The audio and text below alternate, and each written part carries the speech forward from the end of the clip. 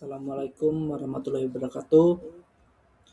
Selamat malam, perkenalkan nama saya Ilham Pradana dengan nomor induk mahasiswa 2401201020636. Pada kesempatan hari ini, saya akan mencoba mempresentasikan jawaban ujian akhir semester mata kuliah manajemen operasional. Saya akan memaparkan terkait dua pilar. Yang pertama yaitu optimalisasi perencanaan produksi agregat, dan yang kedua terkait manajemen waktu proyek menggunakan metode jalur kritis atau CPM.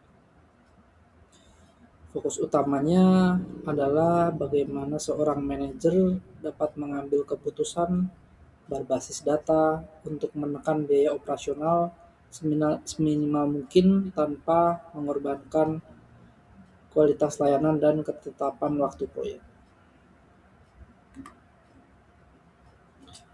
Baik, tantangan produksi yaitu fluktuasi permintaan. Masalah pertamanya datang dari PT Muzak. Perusahaan ini menghadapi tantangan fluktuasi yang ekstrim. Total permintaan dalam 1 tahun adalah 2.150 unit per tahun. Namun jika kita bedah per triwulan, terdapat lonjakan luar biasa pada triwulan ketiga, yaitu mencapai 1.050 unit. Angka ini hampir 50% dari total permintaan setahun terkumpul di satu periode. Di sisi lain, kapasitas produksi internal kita memiliki batas tertentu. Oleh karena itu, kita harus memilih strategi yang paling efisien di antara 3 skenario yang tersedia. Skenario pertama atau skenario A, yaitu dari kegagalan pola produksi secara konstan. Mari kita evaluasi skenario A, yaitu pola produksi konstan. Di sini perusahaan beroperasi dengan kapasitas flat 500 unit per triwulan. Secara teori, ini tampak stabil bagi tenaga kerja. Namun, secara matematis, strategi ini kurang efisien. Total produksi setahun hanya 2.000 unit, sedangkan pasar meminta 2.150 unit. Pada akhir tahun, kita akan mengalami shortage atau kekurangan stok sebanyak 150 unit.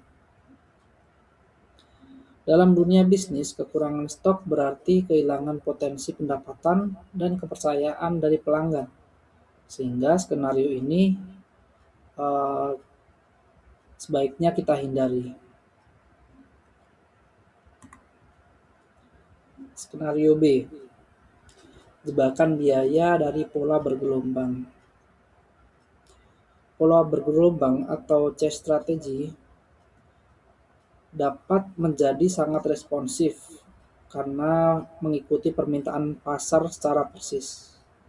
Keuntungannya apa? Misalnya biaya simpan kita itu Rp0 karena tidak ada barang yang mengendap di gudang. Namun, bisa jadi ada biaya tersembunyi di baliknya. Fluktuasi produksi memaksa kita membayar biaya perputaran tenaga kerja sebesar 16.000 akibat rekrutmen dan pemutusan hubungan kerja yang cepat.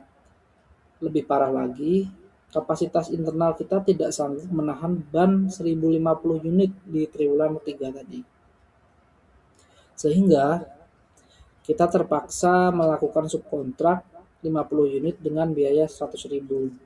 Total biaya dapat membengkak menjadi 117.000. Skenario yang ketiga yaitu efisiensi pola moderat. Lalu muncullah skenario ini sebagai jalan tengah.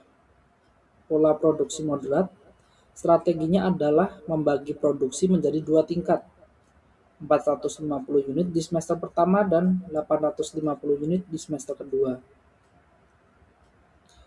Di sini kita melakukan inventory build-up atau penumpukan stok pada triwulan 1 dan triwulan 2. Meskipun kita harus membayar biaya simpan sebesar 95.000, biaya ini jauh lebih murah dibandingkan biaya subkontrak di skenario sebelumnya.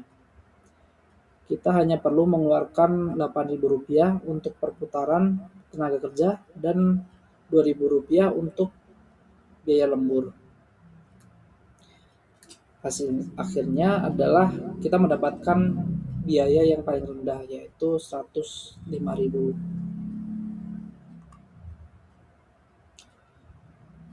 Kesimpulan strategi produksi berdasarkan analisis finansial tersebut, rekomendasi saya adalah menerapkan pola moderat.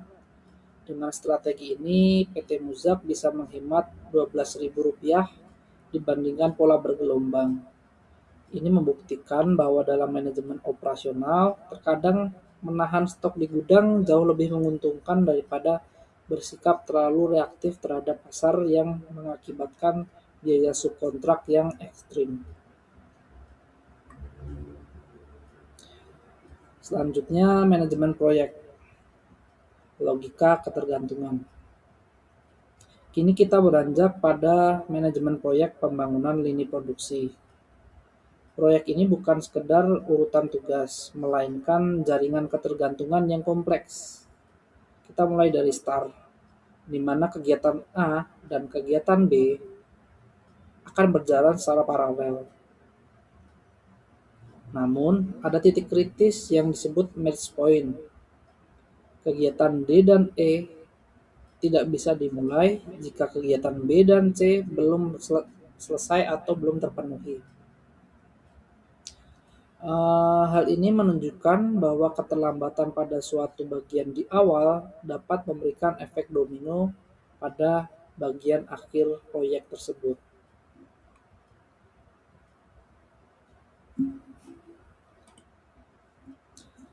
Selanjutnya, analisis waktu dan forward-backward pace. Untuk menentukan durasi proyek, kita melakukan analisis forward pace untuk mencari waktu tercepat atau early finish, dan backward pass untuk mencari batas toleransi atau late finish. Dari tabel tersebut, kita menemukan bahwa durasi total pengerjaan proyek adalah 29 jam.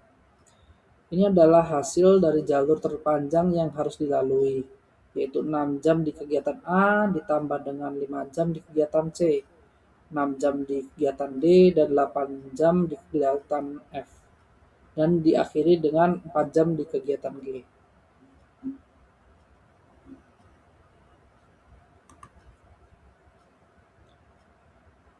Jalur kritis dan slack. Selanjutnya, kita harus mengidentifikasi jalur kritis yang ditandai dengan warna oranye pada diagram. Jalur A, C, D, F, G memiliki slack 0. Artinya apa? Artinya kegiatan-kegiatan ini tidak memiliki waktu luang sama sekali. Jika tim yang mengerjakan kegiatan F yang tadi 8 jam terlambat hanya 1 jam saja, maka seluruh proyek di pabrik tersebut akan selesai dalam waktu 30 jam, bukan 29 jam. Ini adalah area merah yang wajib mendapatkan pengawasan ketat setiap saat.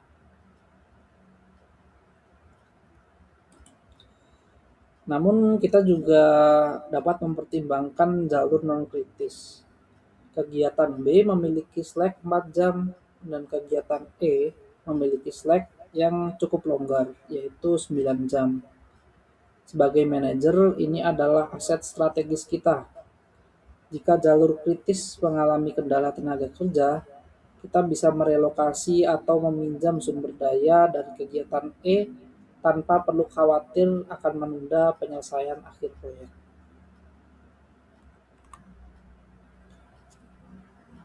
Kesimpulan dan rekomendasi. Yang pertama untuk PT Musat, gunakanlah anggaran sebesar 105.000 dengan pola moderat demi efisiensi biaya yang maksimal. Yang kedua, untuk proyek lini produksi, target kita adalah 29 jam dengan prioritas utama pada jalur kritis A, C, D, F, G.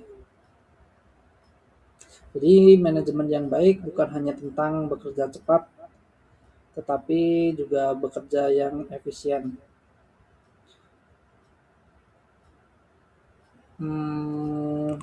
Terima kasih. Kurang lebihnya mohon maaf. Assalamualaikum warahmatullahi wabarakatuh.